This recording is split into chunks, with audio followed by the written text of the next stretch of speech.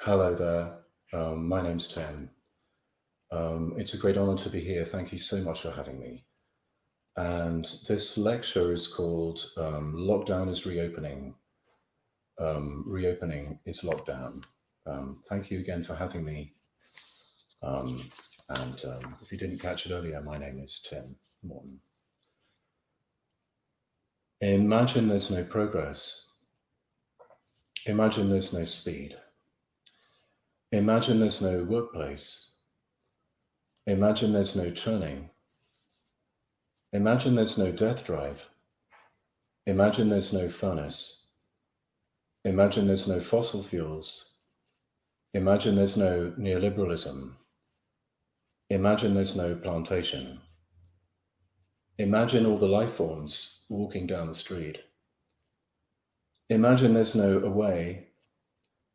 Imagine there's no background. Imagine there's no foreground. Imagine there's no nature. Imagine there's no white supremacy. Imagine there's no patriarchy. Imagine all the symbiotically linked beings.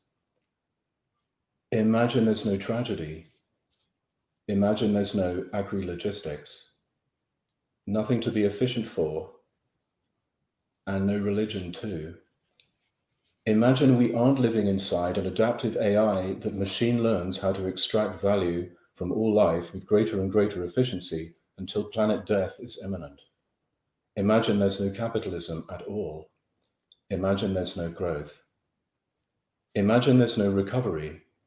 Imagine there's no U-shape. Imagine there's no V-shape. Imagine all the news you heard about coronavirus in March meaning nothing now. It isn't hard to do. Imagine 3 years of depression.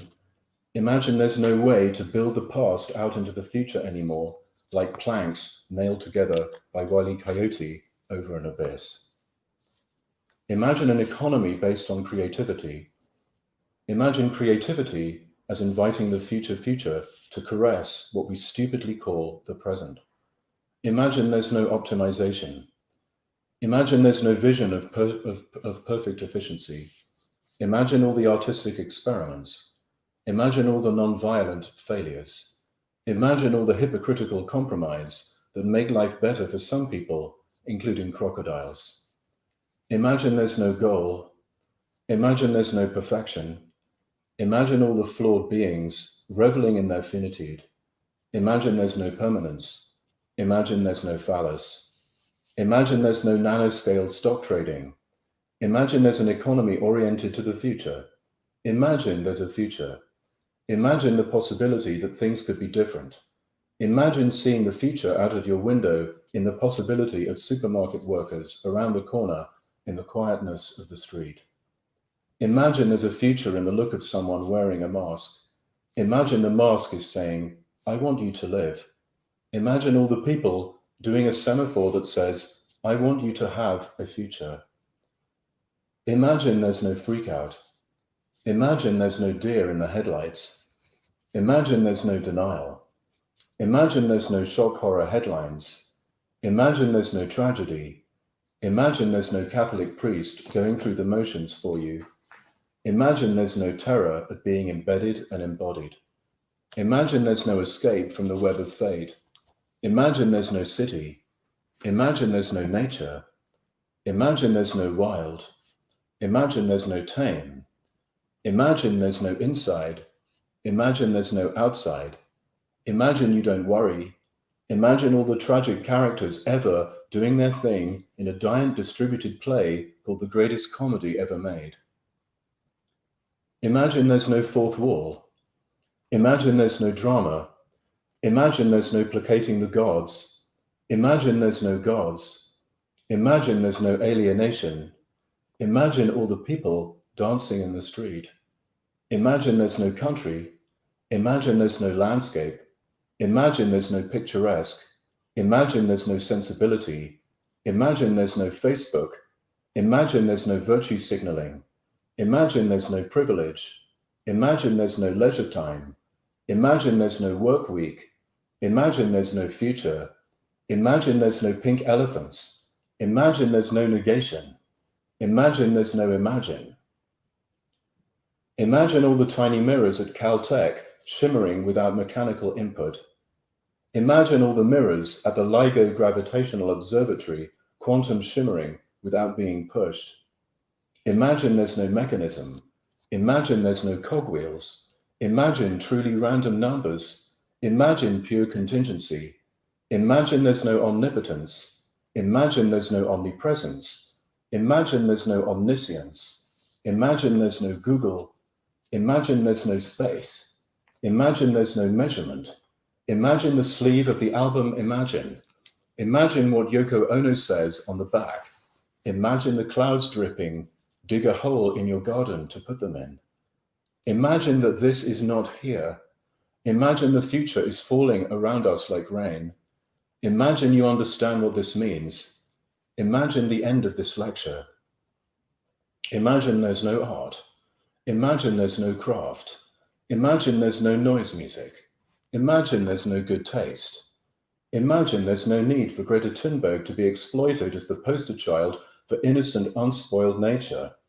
Imagine there's no viral memes. Imagine that the first global symbol of innocent, unspoiled nature isn't a 16-year-old, highly exploited girl. Imagine all the celebrities not queuing up around the block to be photographed with Greta Thunberg.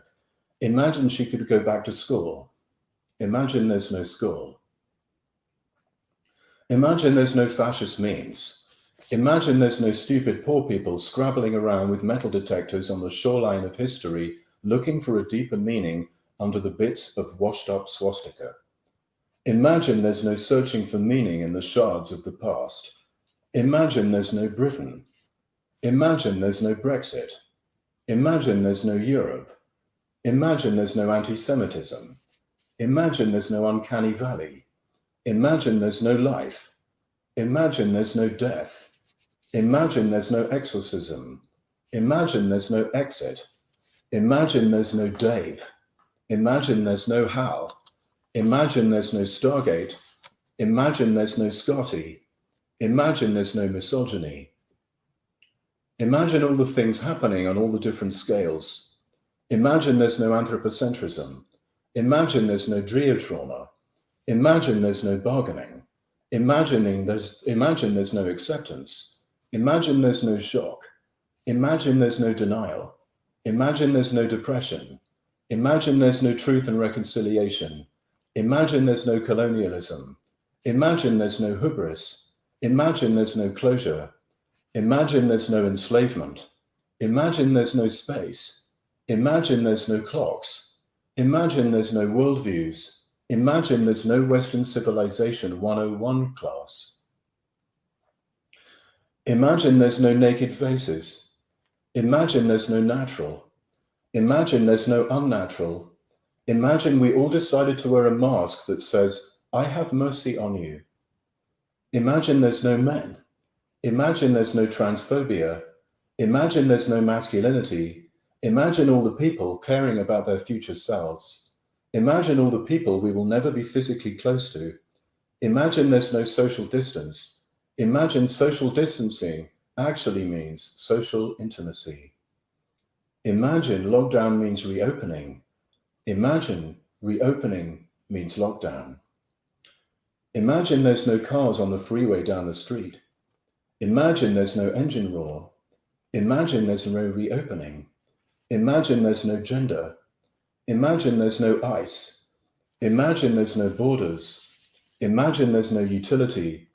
Imagine there's no telos. Imagine there's no racism. Imagine there's no objectification. Imagine there's no here. Imagine there's no there. Imagine there's no mass extinction. Imagine there's no statues. Imagine there's no police. Imagine there's no burnout. Imagine there's no work. Imagine all the humans fading quietly away into the grass. Imagine there's no purpose. Imagine there's no whiteness. Imagine there's no voter suppression. Imagine there's no plastic. Imagine David Attenborough doing a show about whiteness, the same as the show about plastic. Imagine there's no goal. Imagine there's no destiny. Imagine David Attenborough hypnotized to become the ultimate assassin. Imagine the reality show where he does jobs for us. Imagine there's no other show on TV. Imagine there's a future. Imagine there's no nightmare. Imagine there's no return to the churning. Imagine there's no lockdown.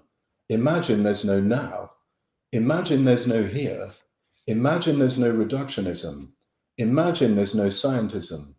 Imagine there's no materialism. Imagine there's no idealism. Imagine there are no good ideas. Imagine there is no right ideas. Imagine there's no wrong ideas. Imagine there's no colonialism. Imagine there's no confusion of space and time with the measurement of space and time. Imagine there's no dominant measuring mode. Imagine there's no distance. Imagine all the body fluids free to pulse in whatever way they wish. Imagine there's no repetition. Imagine there's no repetition. Imagine there's no repetition. Imagine there's no speed. Imagine there's no rush. Imagine there's a train wreck. Imagine this is a good idea. Imagine there's no reification. Imagine there's no men. Imagine outside. Imagine there's no meta-language. Imagine there's no nature. Imagine there's no good taste. Imagine there's no beauty. Imagine there's no disgust. Imagine there's no seriousness. Imagine there's no stupidity. Imagine there's no rent. Imagine there's no golf courses. Imagine there's no Trump. Imagine there's no kleptocracy. Imagine there's no lawns. Imagine there's no feedlots. Imagine there's no meat. Imagine there's no huge steaming piles of Europe rotting in the sun. Imagine there's no America. Imagine there's no Eden. Imagine there's no prehistory. Imagine there's no history. Imagine all the wiggle room. Imagine there's no bubbles. Imagine there's no walls. Imagine there's no vaccine. Imagine there's no clean. Imagine there's no dirty. Imagine there's no school. Imagine there's no inside. Imagine there's no outside. Imagine there's no transport. Imagine there's no profit. Imagine there's no Arctic. Imagine there's no Hegel. Imagine there's no Ben Shapiro. Imagine there's no dick measuring.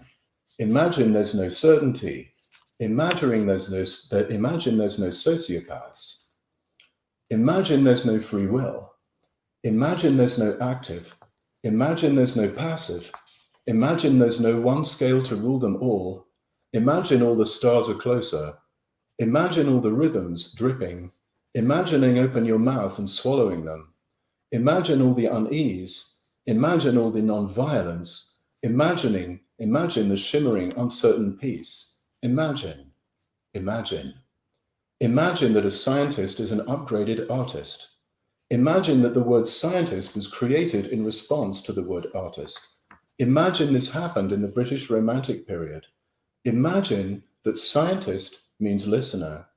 Imagine that listening means attuning. Imagine that free will is overrated. Imagine ennui. Imagine that being open means you might get poisoned. Imagine Baudelaire invented science feel. Imagine you can have science feel without paying for a science degree. Imagine you can't have science without science feel. Imagine science feel means you are able to enjoy things and be disgusted by things at the same time. Imagine being covered in shit that you can't wipe off because when you do, some other shit will get stuck to you. Imagine swallowing anything. Imagine you might be poisoned. Imagine paranoia as the basis of empathy. Imagine you don't have to reject anything. Imagine spitting in your hand. Imagine licking it back up again. Imagine that the inside-outside distinction isn't just a concept. Imagine that beauty is beauty and disgust is disgust. Imagine that they're different. Imagine that shit isn't chocolate mousse. It isn't hard to do. Imagine you can't know in advance which is which. Imagine alive means theory feel. Imagine beauty means truth feel. Imagine sublime means think feel. Imagine beauty is non-human. It isn't hard to do. Beauty is non-human. Imagine beauty isn't there to make you feel nice. Imagine beauty always has a note of disgust. Imagine disgust is life. Imagine life is theory feel. Imagine ennui is science feel. Imagine all the scientists with haircuts that look like they're in the cure. Imagine goth culture sorted out all this eco stuff 200 years ago. Imagine we know what this is already. Imagine that we've got this. Imagine that we don't need to be special or different. Imagine that science expands the ethics of the neighbor. Imagine that a scientist is an upgraded artist. Imagine that the ism at the end of that word means something. Imagine that scientist is a way of being. Imagine this is not here. Imagine bending the curve. Imagine the future.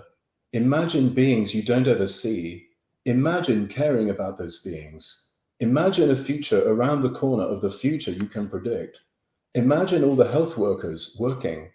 Imagine all the supermarket workers working. Imagine not helping them. Imagine not hurting beings in the future. Imagine utilitarianism can't tell you about this. Imagine the dominant way we have of imagining time is locked into the neoliberal churning of the Mickey Mouse brooms. Imagine the sorcerer's apprentice is us. Imagine the sorcerer is the spirit of the brooms.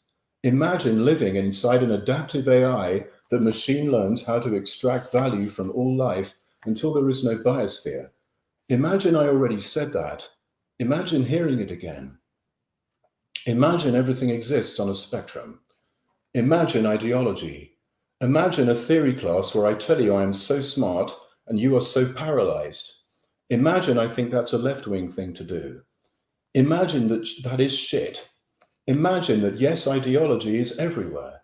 Imagine that doesn't mean ideology is everything. Imagine the past is everywhere. Imagine that doesn't mean the past is everything. Imagine we are alienated. Imagine we aren't alienated from the past. Imagine we are how fascism tells us we are alienated from some great past that we can never recover. Imagine how all those ideas of Eden always end here in fascism and planet death. Imagine how we are in fact alienated from the future. Imagine this is not here. Imagine Yoko said that. It isn't hard to do. Imagine the past is everywhere. Imagine the past isn't everything. It isn't hard to do. Imagine there's always a hidden corner. Imagine everything has an underworld. Imagine this lecture has an underworld. Imagine your computer screen has an underworld. Imagine the conference has an underworld. Imagine this flower has an underworld. Imagine object withdrawal. Imagine how OOO withdrawal means everything has an underworld. Imagine the underworld. Imagine the unimaginable. Imagine how we are in fact alienated from the future. Imagine ideology is everywhere. Imagine the spectrum. Imagine that there are hot things and cool things. Imagine there is no absolute zero. Imagine there is no infinite heat. Imagine everything vibrating. Imagine ideology vibrating. Imagine there is a cool version of ideology. Imagine the idea that Raymond Williams called structure of feeling. Imagine a vibe. Imagine it's not an ideology yet. Imagine it's not hot enough, not solid enough, not mechanical enough. Imagine it's a shimmering vibe. Imagine how flimsy the structure of feeling is. Imagine how it's not just your feeling. Imagine it's a collective feeling. Imagine it includes humans, trees, streets, supermarkets, hospitals, viruses. Imagine that somewhere in the past are shimmering gates to the future. Imagine Afrofuturism. Imagine how there are gates that can take you to different places, different times. Imagine how there are wavering gateways, places where we can slip into hyperspace. Imagine all the stars are closer. Imagine we leave the space of alienation and zoom into the place called hyperspace. Imagine it should really be called hyperplace. Imagine hyperplace. Imagine the future shimmering in the shards of the past. Imagine the spectrum of ideology. Imagine how the flimsy, cool structure of feeling is the basic ground of hot, mechanical, churning ideology. Imagine how the structure of feeling is the logical condition of possibility of ideology. Imagine the coronavirus structure of feeling. It isn't hard to do. Imagine planet scale collective awareness of the future. Imagine Black Lives Matter. It isn't hard to do. Imagine planet scale collective action on the continuing slavery of the Mickey Mouse brooms. Imagine automated slavery. Imagine it's called capitalism. Imagine there's a wavering gate to the future within the churning of the brooms. Imagine the flimsiness of the structure of feeling is its strength. Imagine a willow tree. Imagine an oak tree. Imagine a storm. Imagine how the oak tree breaks in the storm. Imagine the coronavirus storm. Imagine the oak tree breaking. It isn't hard to do. Imagine Sophocles' play Antigone. Imagine how in that play, the dictator's son tells him about oaks and willows. Imagine Me Too. It isn't hard to do. Imagine planet-scale collective awareness of patriarchy. Imagine America. Imagine stupid, sad, broken America. Imagine there's no country. Imagine America never was a country because of slavery. Imagine how Europe outsourced slavery to the Americas. Imagine how America is huge piles of past Europe. Imagine all the abject white people searching through the piles for meaning. Imagine proto-fascism everywhere.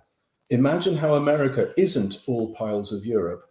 Imagine how Me Too and Black Lives Matter started in America.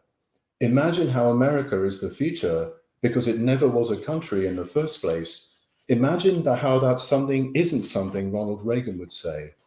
Imagine socialist America. Imagine Texans being socialist.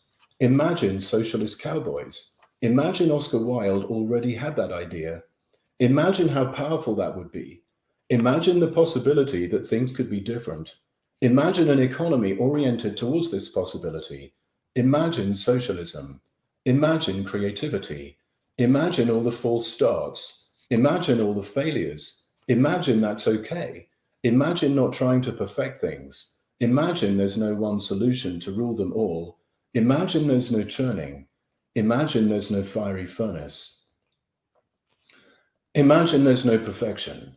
Imagine there's no cynicism. Imagine all the broken people, all the broken trees and hedgehogs. Imagine them creating the future. Imagine how they see the gates, the shimmering gates. Imagine how they start to enter hyperspace. Imagine all the stars are closer tomorrow. Imagine there's no problem. Imagine it's too easy. Imagine people like me got played. Imagine people like me think they get paid to make you think this is hard or impossible. Imagine it's too easy. It isn't hard to do. Imagine we're alienated from the peaceful coexistence that is the ecological future. Imagine this future isn't just around the corner. Imagine it's too easy to get there. Imagine there's no reopening. Imagine we stay in lockdown. Imagine the triple world-scale depression. Imagine how capitalism dies. Imagine how there's only one thing left to do. It isn't hard to do. Imagine creating the future by listening to it. Imagine setting the controls for the heart of the sun. Imagine hyperspace. Imagine all the stars are closer. Imagine they're right here. Imagine you can see them in the light glimmering on the droplets of dew on the silent leaves of grass in the silent lockdown street. Imagine the flimsy feeling that is the feel of ideology shimmering and collapsing. Imagine Can You Feel It by Mr. Fingers.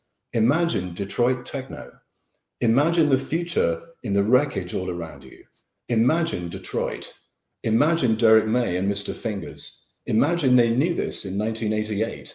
Imagine it's so easy to reach into that wavering curtain, imagining the flimsy texture of the past dissolving into the future. Imagine Me Too and Black Lives Matter. Imagine the coronavirus feeling. Imagine it isn't hard to do. Imagine it's here. Imagine this is not here. Imagine this is the future, crisscrossing the past. Imagine the dimensional gate. Imagine the feel of reaching through the gate. Imagine your hand disappearing around the corner into the future. Imagine you don't even have to move. Imagine there's no forwards. Imagine there's no progress. Imagine art means listening to the future. Imagine you don't have to do something exactly like you thought. Imagine do and experience are blended together. Imagine the revolution isn't the apocalypse. Imagine it's the gentle wavering of the curtains of the past, the rippling, the ground state of things. Imagine it's not about waiting for a savior. Imagine it's not about becoming the savior. Imagine it's like dancing. Imagine it's like dancing to Detroit techno. Imagine. Imagine. Thank you very much.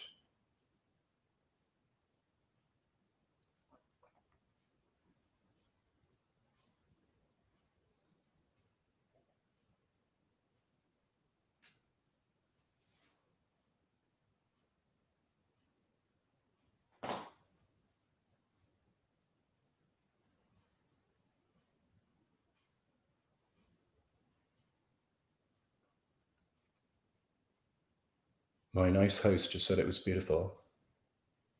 Thank you.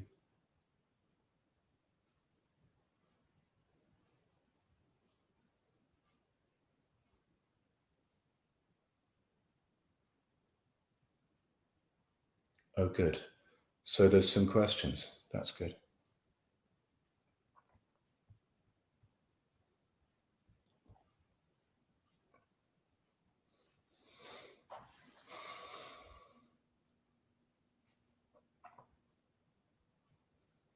Oh, question one, why John Lennon?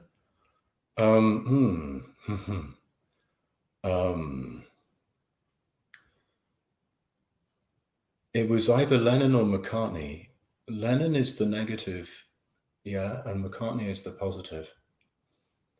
And to me, lockdown felt like something was being taken away. Yeah, and also me too, a little bit. Something's being prevented, right? Sexual harassment and violation is being prevented. And Black Lives Matter, right? That preventing statues from existing, making them disappear, cutting things and eliminating things and letting things go is just as much part of creation as building things up. And maybe it's important sometimes to remember that maybe we don't need to cook something up inside of ourselves. Maybe we just need to let go of a couple of things. Maybe this is easier than we thought. When I first heard that song, I was 12 years old. Lennon had just been assassinated. And the song went to #1, and I saw the video on Top of the Pops in Britain. And in the video, John and Yoko are walking towards their mansion, and it's very misty and cold, and you hear this music, right? And it's the very beautiful, kind of simple, cold truth icicle going directly into your heart, isn't it? And they go through the door, and you hear Lennon, he's going, imagine there's no heaven, which basically means imagine you're going to die, doesn't it? I mean, it means imagine you're mortal. It's so sort of naked. And above the door is one of Yoko's Fluxus pieces, part of one anyway, called This Is Not Here. It just says, This Is Not Here, above the door, aka Utopia. Utopia, the U in Utopia means good, and it also means non. It can mean good place, and it can also mean not place. The fact that it doesn't quite exist is why it's good. Do you see what I'm saying? This orientation towards the future that you can't see, and so this phrase is really doing that. And to me personally, I mean, Imagine was awesome, but This Is Not Here was the first work of art that really, really pushed me and made me feel like, oh, whoa. The second one was Oh Superman by Laurie Anderson. I liked sometimes being a little bit scared by the art,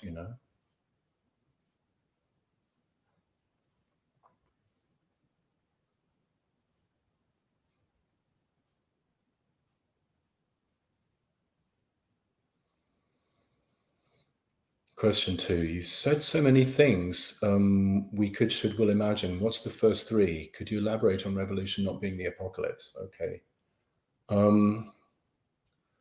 Okay, so there's this Marxist philosopher who I like a lot called Walter Benjamin.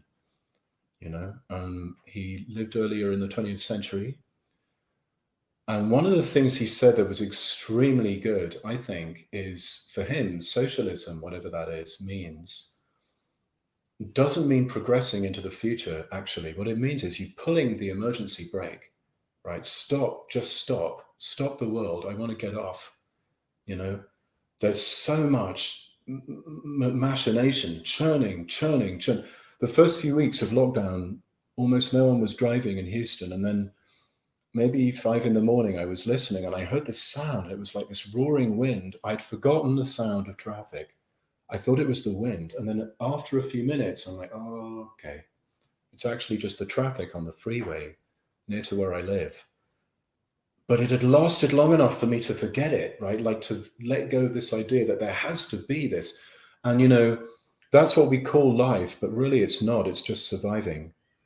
And on the whole, civilization, aka white Western civilization, unquote civilization, since 10,000 BC has been in survival mode, right? In other words, it doesn't matter who gets in the way. It doesn't matter who we get rid of. We have to exist, and life means opposite of dying. Whereas in fact, of course, life is kind of in between two different kinds of dying. It's in between just churning round and round and round and round like that, which is in Freud called the death drive, and not existing at all, right? Like when all the chemicals inside of me become the same as all the chemicals outside, it's called Tim is dead, right? This one, which is the just disappearing, is the John Lennon fading away, right? This one is the Neil Young burning out. Yeah, Neil Young said, I'd rather burn out than fade away. John Lennon's like, you've got to be kidding. Everyone would rather fade away, really, than burn out. I'm with Lennon on that one. And look what happened to him. Could I elaborate on revolution not being apocalypse? Yeah. Almost every theory of action is stuck inside a medieval patriarchal meme created by Neoplatonic Christianity, mostly, having to do with a very strong difference between active and passive, right? And we have this idea in our head that revolution means acting rather than being passive, right? So Obama was bad because he did these incremental changes. That was bad. Whereas Lenin was good because he's like, but it's just going to be a revolution, you know. Well, who gave you the authority, dude? You know. I think what we need to do is change what we think act could mean, so that acting is a bit softer and passive is a bit sharper, right? This has a very, very strong gender implications to it. Yeah. Anyone who's ever been in a band knows that actually playing in a band means listening, right? You're listening to the music. You're listening to the other people in the band. You're listening to your musical heritage. You're listening to your instrument. There's all these different ways of attending, and that's how you play, right, with other people. So I think what happens if you put an action into a particle accelerator and spin it around a lot, what you find is it's made up of little tiny dots of appreciating. Yeah. And so actually, this difference, this binary that we have, you know, binaries are a big old problem, right, everywhere.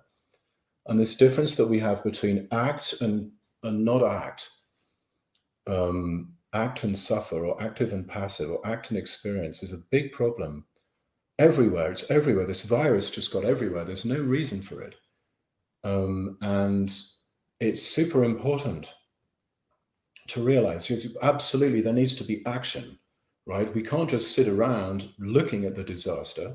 We got to do something, but maybe do doesn't necessarily mean what it might have meant, you know, in the past. Maybe we need to change that, especially also because we think that animals, whatever they are, this stupid word animals that we use, animals don't act, they just behave. In other words, animals are like droids. They just do stuff because somebody told them to. They're passive, right? Whereas humans act, they're active. This is a basic fundamental problem, and it also has to do with patriarchy and racism, right? Because non-white, non-male beings are supposed to be passive or at least less active, right? So we've got to do something about this, really, because struggling against patriarchy and racism is foundational to any left-wing politics. It's not this extra thing, right, where you give everybody like distribution of wealth, then you look after, do something else, right? That's absurd.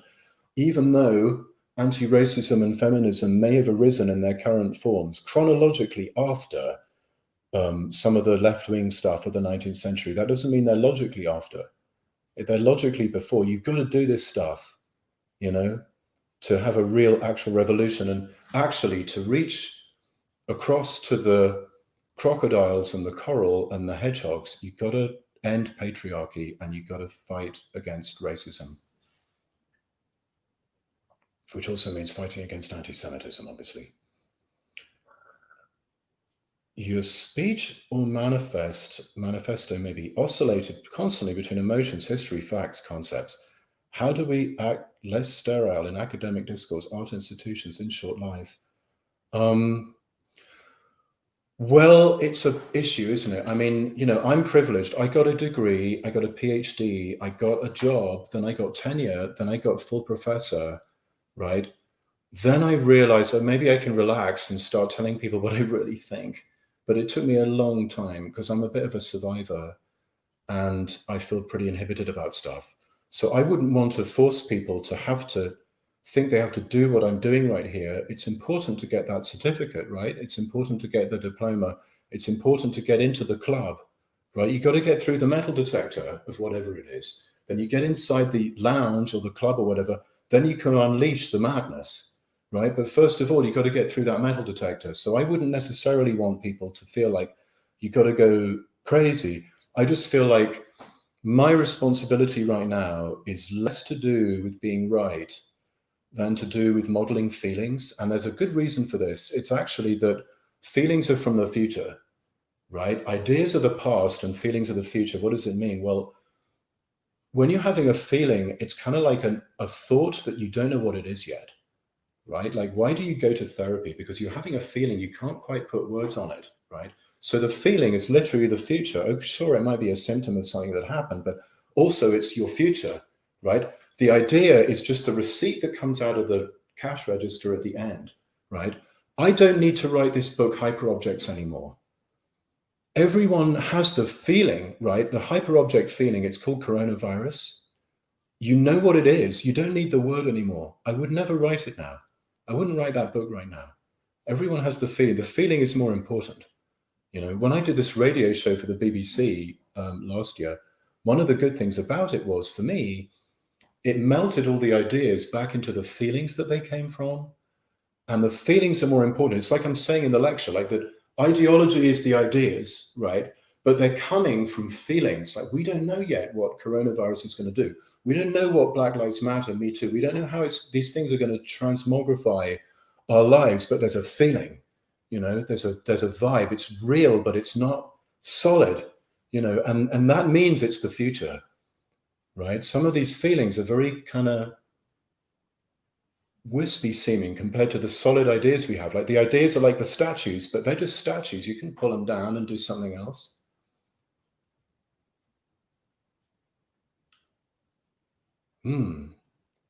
How are Hyperobjects, the book, and Hyperobject the exhibition different from each other? How did you approach the medium or idea, this walking, talking, physical manifestation of what you'd written? Gosh. Do you know, we tried very hard in both exhibitions not to represent hyperobjects, right? Like, here's this idea, then we're going to represent it. Instead, we tried to, like I say, like, melt the idea back into the emotion, right? Now, at the CCCB in Barcelona, the curators there, who are geniuses, hello, curators from Barcelona, they had this amazing idea. It was better than the idea I had for the Marfa, Texas one. Their idea was the hyperobject feeling involves a feeling of waiting, right? Waiting for something to happen. That's maybe the creepiest emotion you can have, like, because it's already something's happening. You're waiting for something, but you don't know, like, something has to happen. It's called anxiety. So they got me to design these waiting rooms in between the art, right? So you had to be in these waiting rooms, like these airlocks, in order to get to the next art. And so, you know, one of them had to be the Black Lodge from Twin Peaks. I'm sorry, but it just had to be. So we had the zigzag floor, and we had me on video speaking backwards, you know, so ecological awareness is very creepy, like that. And you had to be in there with, like, the Venus de Milo and the chair and the light and all that stuff. It was awesome. So we tried to convey different feelings of waiting. Yeah. The Marfa show, we tried very hard not to make a distinction between the art stuff and the science stuff. Like we had all these sciencey things, and then we had the art things. My friend and relative, Paul Johnson, has this amazing thing. He reached into his pocket one day. He's a brilliant artist, and he pulled out of his pocket a thing that basically his pants, his trousers, had made a sculpture out of his wallet that had been in there for years and years and years. And it was like this amazing kind of fossil mineral thing.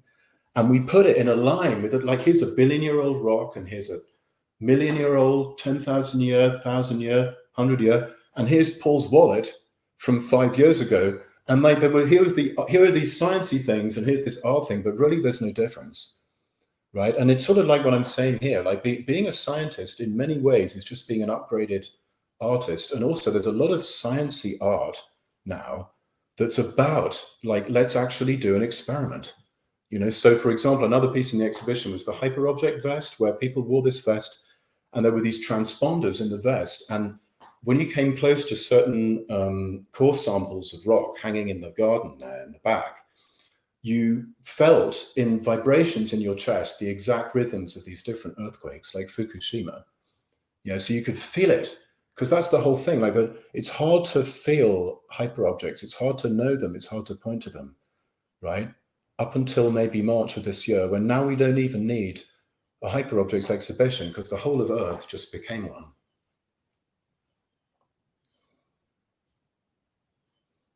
Oh, do you have another idea for an exhibition? Gosh, I would love to do another exhibition. I haven't thought much about that. You know what I'm doing right now? I know this sounds really crazy because I wrote like 25 books or whatever, but I suddenly realized I'm a writer. That sounds really stupid, doesn't it? But there's a writer feeling, and it's like you're this hermit and you're in this little hermit place. Me, I'm in this kind of subtropical town of Houston, and I'm like, the whole world is kind of coming through my window and into my head, and that's the writer feeling. And so in a way, it's the opposite feeling of like wanting to work with exhibitions. It's like something else. So what I'm doing right now, actually, I'm writing 2 books. I'm writing a book that is a memoir, a little bit, based on these objects, right? Like objects that I've related to, right? Like my teddy bear who's still in my bed somewhere over there, and a concealer stick, and my London Underground station near to where I lived when I was a kid. And it's called Electric Peanuts, for reasons that will be understandable when you read the book. And then I'm also writing a book called Spacecraft. Spacecraft aren't necessarily actual spacecraft. They're like the ideas, right? Or like the Lego models, or the films of like the Millennium Falcon. Really, I just wanted to write a book about the Millennium Falcon, because really I wanted to write about Star Wars. And really, really I wanted to write about the Muppets, but that's like a whole extra bit in the book. And actually what the book is really about is hyperspace, aka this sort of utopia feeling. That's what spacecraft are really about. They allow you to imagine hyperspace, which is roughly, I think that's what William Blake calls an improvement in sensual enjoyment, which is how you get to the proper revolution. I'm one of these people who thinks that what's wrong with modern society is not that there's too much pleasure, is there's way too little. The problem with consumerism, there's not enough pleasure. Some people think it's too much, right? There's a lot of environmentalism, like, oh, the pleasure is bad. The pleasure isn't the bad thing. The bad thing is there's not enough, right? Like when you know where your food comes from and that it involved hurting other life forms, it's not pleasurable anymore, right?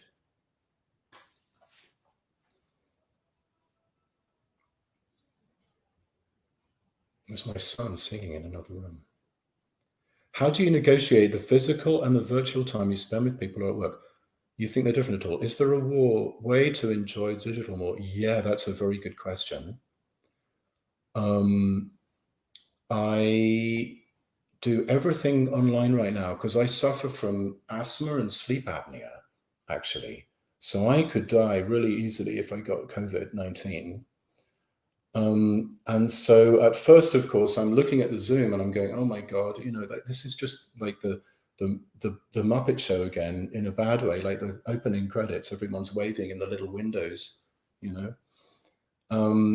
And there's no feeling behind it. And But I've been in therapy a lot, and I've done a lot of therapy on Zoom, and my therapist is telling me, trust the Zoom, because in the end, there is a feeling, if you do a lot of it, everything is a medium, right? Like physical face-to-face is also a medium, and it also has downsides as well as upsides. And it's the same thing with the Zoom. Actually, there's a Zoom feeling. Like, so for example, to look at someone directly in the face, what you're really doing is you're looking at a little green light. But in a funny way, when you're looking at someone in the face on a subway train, when are you not looking in a little green light? Because you're never sure, are you, that the person is actually a person, right? Like, I could easily be an android.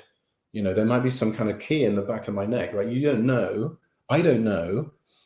And so funnily enough, this kind of everyone's looking down away from each other thing on the Zoom, it starts to have this emotion to it that's actually quite interesting and enables you to say and feel things that might be different. So I'm teaching in my university. My students are very shy. They don't like to talk, but they use the chat a lot to say things. There's actually more interacting going on. I know some people find it easier than being at school, right? Middle school or high school, there's a lot of homophobia, transphobia, and there's a lot of sexism, racism in school, right? And people, and also intelligent people, like having trouble in school. And so actually being on their own, a little bit on their own, they're not on their own, right? They have Snapchat, you know? It's like this strange idea that in like psychology saying, like governments using psychologists to say like, oh, being on your own really damages you and you should go back to school, but mostly to provide a daycare service for parents so they can go back to work, right? But check it out. You're unable to talk to your friends for a while, which isn't actually true because you have Instagram and Snapchat and everything, right? That one there's that on the scale, versus you killed your mum because you brought coronavirus home. I think I know which one's going to hurt worse 30 years from now.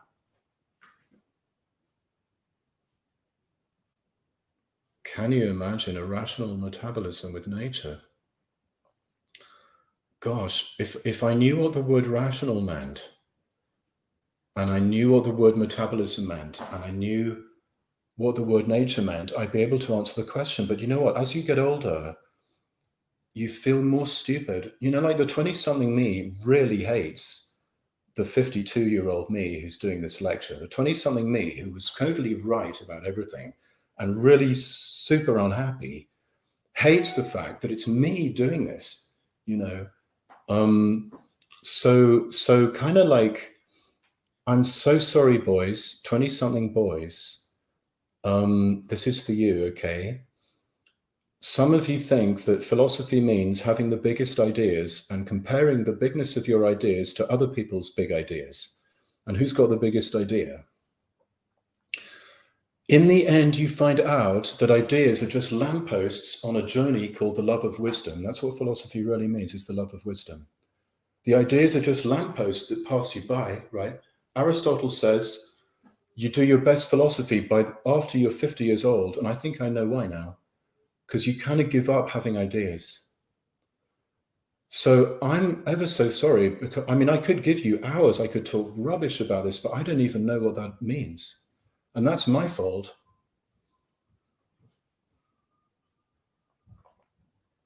Would you go to Mars if you could? Is there life on it? One asks oneself sometimes.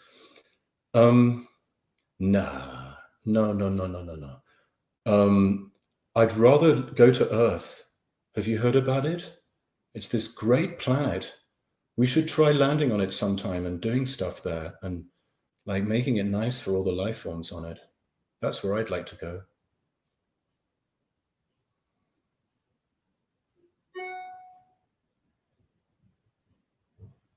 Somebody said, thank you, Tim. It's such a great pleasure. Oh, last question. It's an honor to do this. Thank you for having me. Can you come to Rome soon? We'd love to have you here. Of course, I would love to very much. I am a little more concerned than I used to be about the burning the fuels. I know like individual action doesn't work very well, but also I got a model not doing it for people. So we'd have to figure something out. But I'm not super religious about that. And I also think that there's a difference between guilt and responsibility, right? There's some people are guilty. Some of them work a couple of miles that way from me. They're the directors of Exxon and so on, Chevron. They should be arrested and put on trial for something like war crimes. Meanwhile, everyone else is responsible, but there's different levels of responsible. It's guilty or not guilty, but there's different levels. Like white boys like me, 99 to 100% responsible all the time for what's going on. Pacific Islander, maybe 0.00001 or 0. Yeah. That's the nice thing about responsibility. The other thing that's nice about it is all you have to do to be responsible is understand something. You don't have to prove that you did it. You just have to understand it. If you understand the stove is going to hurt when someone puts their hand on it, you are responsible to take their hand away when they try to. So you don't have to prove you did it, right? All this stuff about proving that we did it, it's like a big old waste of time. We are responsible because we understand it, right? So of course, but in another way, I'd like to ask a weird, cute question, which is, haven't I just come to Rome now? You know, that's really cute, isn't it? That's stupid. But no, of course I would love to come to Rome.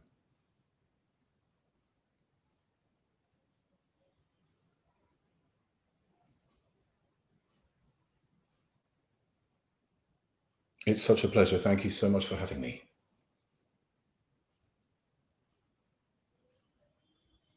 Looking forward to it too. Marvelous. Absolutely.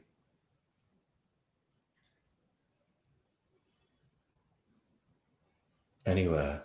Yeah. Everywhere is anywhere. It's my pleasure. Thank you. Bye. May the force be with you.